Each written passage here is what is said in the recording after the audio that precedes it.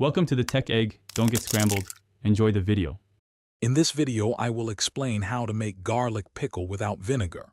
First, gather your ingredients: fresh garlic, a selection of aromatic spices, and a good quality oil.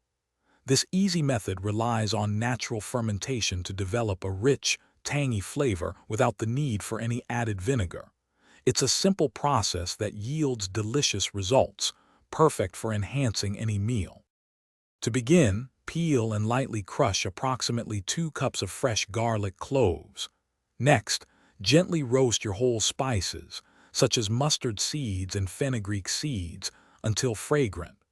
Allow them to cool slightly, then grind them into a coarse powder.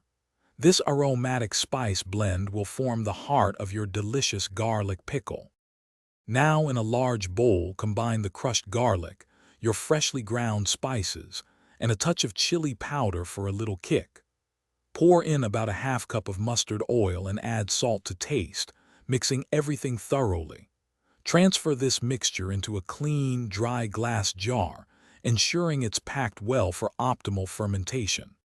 Store your sealed pickle jar in a cool, dry place away from direct sunlight for about 2 weeks.